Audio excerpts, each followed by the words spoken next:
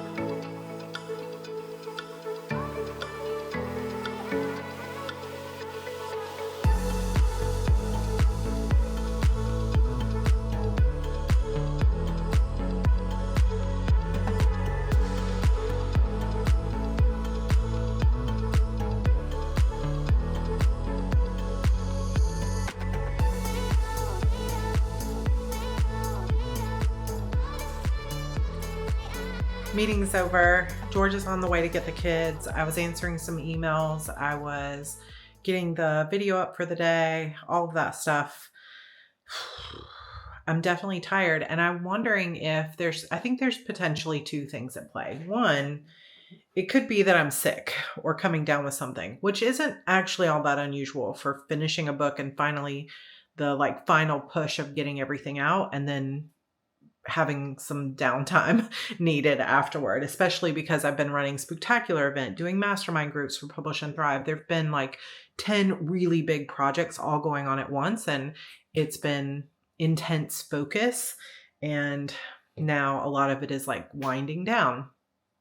Two, this is something George suggested, is the idea that maybe my body is also having some kind of reaction to finally publishing a book after carrying the stress of not publishing a book for several years.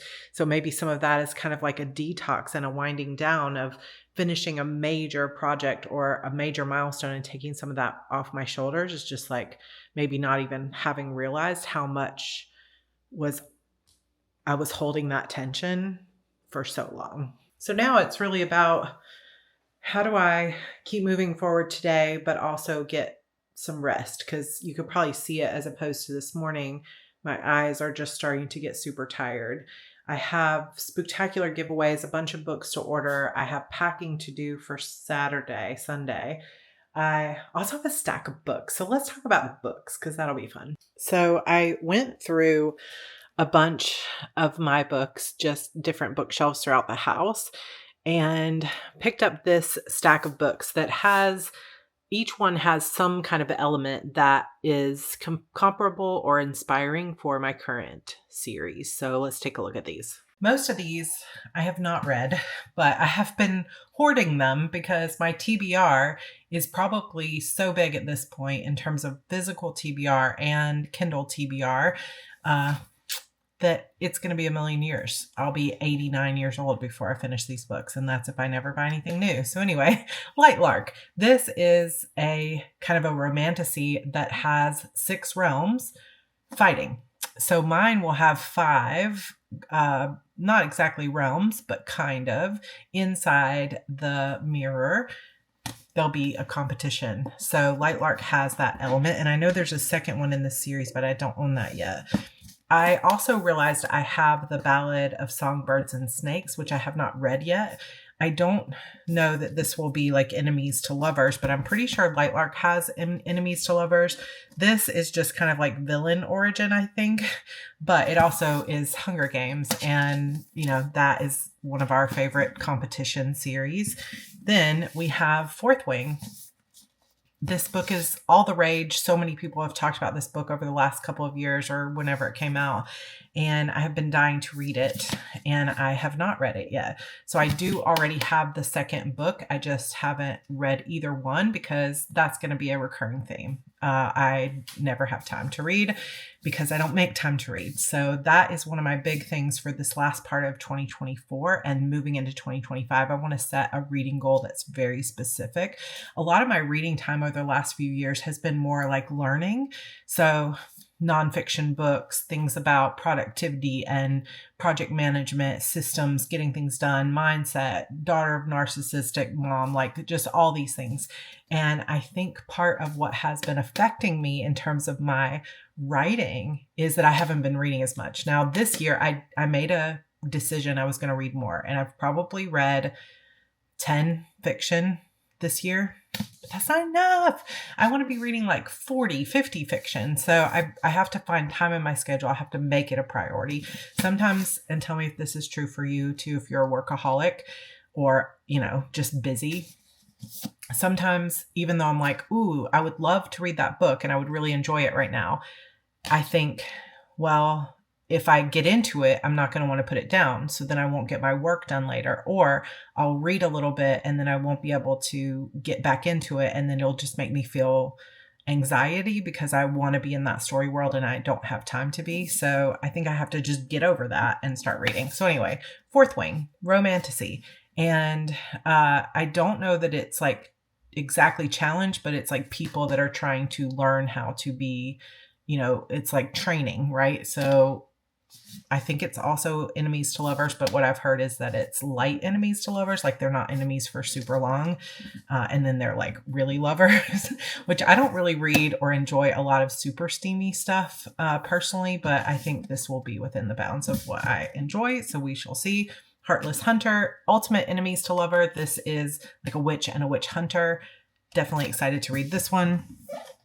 Red Queen. So I have this whole series. I found this set of books in a box set at Half Price Books, which we're going to take a trip to Half Price Books on Wednesday with my friend Megan. So you guys will see that vlog on Thursday. I cannot wait. If you've never been to Half Price Books, it is a store that originated here in Texas. And we're actually going to go to the OG one, which is like the huge one downtown. And you get lots of good books there. So I found this for like a nice discounted price, all hardcovers. And let me know in the comments, do you like reading hardcover? Do you prefer reading ebook? Do you like audiobooks? I read all of the above. I tend to mostly read nonfiction in hardcover paperback, and then a lot of fiction in ebook and audio, although I do listen to a lot of nonfiction in audio too. But I have been collecting, especially because I'm part of Book of the Month. So you'll see several of these will have the Book of the Month little tag on there. It's like one of my dreams. Someday I want to have my book in a book box or Book of the Month, something like that. But I am a subscriber. So I get at least 12 books a year. Plus they send you the book of the year. So at least 13 books a year. Then you get a free one. So 15 books a year. And I don't read them. So now it's time to read them. That's my confession for the day. So anyway, Red Queen, this is competition. So we have arena battles and fantasy world. And I've heard the twists and turns are like epic, amazing in this series. So I've already started reading this one. I mean, Cruel Prince. I have read this series. It is fantastic. If you have not read The Cruel Prince, The Folk of the Air, I mean, brilliant writing, best fairies or fae out there, just delicious. I love this series and I love the romance, the slow burn of it, the anticipation, like Holly Black is a genius. So that's got to go in there for enemies to lovers. And Divine Rivals. This is one that my friend Megan's daughter recommended. And again, dun, da, da, da, Book of the Month. It's been sitting in my house for a while. And actually for this month's Book of the Month, I got a free book because I gave a gift of a Book of the Month subscription. And so I got the second book in this that will be heading to the house. So this is my little stack or big stack of books for enemies to lovers, competition books. I might still kind of go around my house and see if I have more of them because I probably do. But I only have so much time to read anyway. It'll be a miracle if I can read all of those in the next few weeks anyway. So yeah, those are the books I'm looking at reading. That's kind of my current TBR of sometimes when you're trying to figure out how does a trope work? What do readers like about this? What can I add to it? What are the things I most enjoy?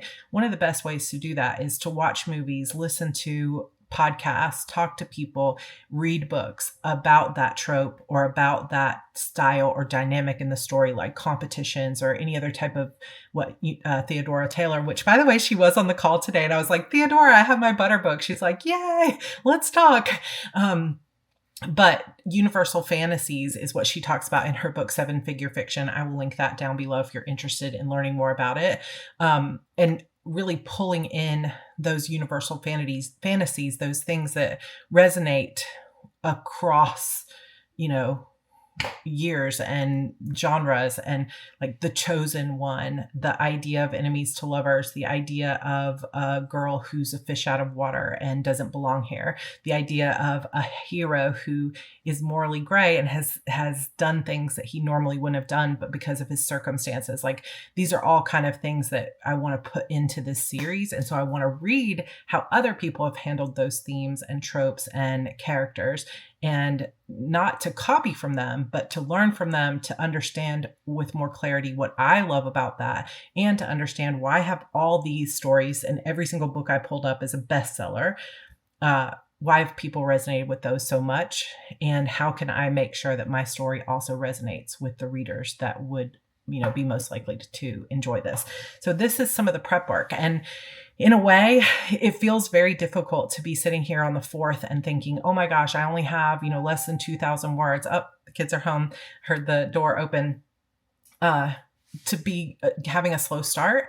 But Theodora said this morning, or actually Leslie Penelope said this morning, I'm just noodling around. And I thought, yes, noodling, that is exactly what I am working on right now. I am noodling around. I'm thinking through, I'm allowing my process. I'm allowing space for my process. And that really is helpful. And if I jump in before I'm ready, then I know I will be sort of wasting time and it's not my ideal process. But at some point we do have to jump in, right? So I'm trying to always walk that line between jumping in without overthinking, but also making sure that I have enough of a foundation that I'm ready to go. So I'm going to be reading probably Red Queen. Let's do this. Okay, so I have done more brainstorming. I did not record it. I've also been reading, so I'm up to chapter 8 of Red Queen. It's very good. So enjoying that. And I spent some time with one of my favorite resources that I got at like a used bookstore years ago, which is 100,000 Baby Names, the most complete, fascinating, and helpful name book you can find. Just trying to find names for my characters. And I think I do have names for my two main characters, my main hero and heroine, and slowly peeling back the layers, the onions. But I really want to make sure that I also am taking time to learn. So I've been rereading Seven Figure Fiction, working my way through the Butter workbook. Some people wanted to see a little bit of a walkthrough of what's in the workbook. So I will share that hopefully maybe tomorrow. And I've just been working on something new. Again, I just didn't feel like recording, so I apologize for that. But sometimes I just need a break from giving energy out. So one of the other things that I've been kind of obsessed with, and some of you have heard me talk about it before, is Zettelkasten. So we don't have time to get into this right now, and I know it's dark on the screen, but a Zettelkasten is basically a slip box. It is like a system or a box that is not hierarchical. So it's not necessarily just an index card, Dewey Decimal hierarchy system. It's not just a box arranged by topic, which some authors like Elizabeth Gilbert and Ryan Holiday do. It is specifically a tool for collecting research in such a way that there is not exactly a hierarchy, but rather a conversation that's happening between books that you've researched, thoughts that you've had. I'm not going to really be able to explain it, but it is a rabbit hole that I'm going down into. And in fact, I have purchased already some some boxes to start my Zettelkasten. I have been reading about how to set it up, how it works.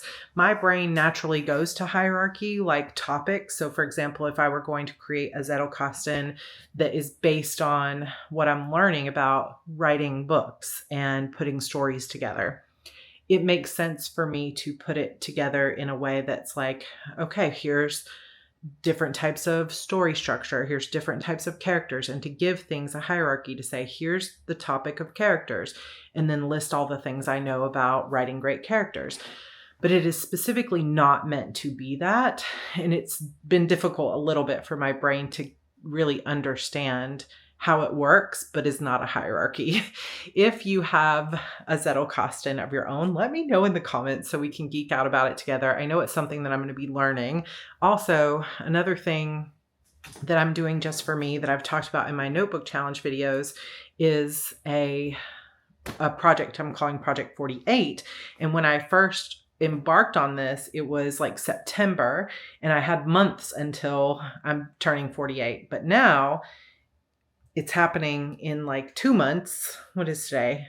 So 2.5, less than 3 months, I'll be 48. So Project 48 is likely going to span part of not only turning 48, but several months after. And it's basically an idea that I've had about all the ways that I know I'm not living up to my own potential, and the habits and the mindset and the things that I want to be, not to try to push myself harder, but to try to step even more into my own joy and authenticity, and stop trying to people please and prove myself, and to continue healing, and to continue trying to be the best person I am, and to truly love myself. Because today, the last few days, I haven't really had the energy to like do my hair. My makeup has not been perfect, and it gets difficult to see myself on screen a lot because, I was told a lot growing up that I was not pretty, and not just by people in my own household, but also by people at school. And I have some wounds around that. And so to see my face on screen every day sometimes can be triggering, for lack of a better word. And I know this sounds ridiculous, and this is not me trying to fish for compliments, but it's just, I really feel like as I begin to really make that approach these last couple years to 50, I want to step into truly learning to love myself just as I am, and to step into my most authentic version of myself, and to follow the things that make me happy, and to learn as much as I can, and to really just become the best storyteller, the best wife, the best mom, all of it. I know this is like deep thoughts, much deeper than I intended to go when I just turned on the camera to say goodnight. But these are the things swirling around in my head. But I was going to create a notebook on Project 48. And I'm still going to do a notebook, but I'm also going to do this inside Notion, along with, I want to do a writing journal for 2025 in Notion, in addition to my B6 And so I think what I'm going to do, and I'll share this in future videos because all I'm doing is chatting about it right now. But what I'm going to do is I'm going to go into the bedroom. I've got about an hour and a half before I definitely want to be in bed. And I'm going to just curl up with a heating pad and a cozy blanket and my Red Queen book, but also my notebook where I'm going to start brainstorming a little bit more about how am I going to set up my Notion? What do I want it to look like? How am I going to commit to creating the Zettelkasten, and how much time can I give to it? What's my planner lineup for 2025? Have you started buying your planners? Some people have already started asking me, when is the HB90 planner coming out for 2025? And it's just on the list. It's going to be, usually the planner comes out the very end of November, and it probably won't be any different this year. Maybe next year I can get it done a little faster, but I'm just kind of working my way through the list one thing at a time. So please be patient, hang in there. I know it's not ideal, but I have started buying some of my planners for 2025, thinking about my goals for 2025. I'm pretty sure I have my year of the word for 2025, and really just thinking about the kind of person I want to be. Late night thoughts, but excitement on the story. I think I'm gonna, if I look at how much did I get done in my story journal. It's kind of a theme, another 3 pages. So I'm going to just again say 750 words because I've just been doing 3 pages of journaling a day. And that feels really good. And it feels like progress. And I'm below where I should be to hit 25K, but I'm going to Vegas next week and we're going to be writing some while I'm there. And I'm going to be writing on the plane, hopefully. And I'm excited for it. So I hope that your month is going well so far. I feel a little nervous about the slow start because I know it's like we want entertainment on these vlogs, but this is just the reality of being a writer. Is like sometimes you're hot and heavy and furious and you're writing a lot, and sometimes you're in introspection, and sometimes you just don't feel good and you just need a break. And so that's kind of the beginning of this. And I'm looking forward to slowly ramping things up and hopefully feeling a lot better tomorrow. I also just set up a bookstore date with my friend Megan Vernon, and we're going to be meeting to go to Half Price Books, like I said, and I've got a list of enemies to lovers, kind of like romantasy and other things like that I want to purchase while we're there, like These Violent Delights by Chloe Gong, I think is the author's name. So if you have fantasy specific friends or enemies to lovers or like competition stuff that is like low to medium spice, let me know. I might pick up a few spicy things. Let's try it out because I have wanted to read Jennifer Armentrout's series, and I'm pretty sure that's like really high spice, and like maybe I'll really enjoy it. Maybe I'll just need to widen my horizons. I'm just not sure. But if you have any that you love, let me know. And yeah, long late night conversation, and that's what's on my mind tonight. I'm thinking of you as well and hoping that your writing challenge is going really well. Thanks for being part of not only the Rough Draft Challenge, but the Rough Draft Diaries and being here with us. If you have any vloggers or writers that you're following that are also doing daily vlogs or videos, or if you are, please leave us a comment down below so we can go and support your channels as well. All right. Happy writing, you guys. I will see you tomorrow. Good night.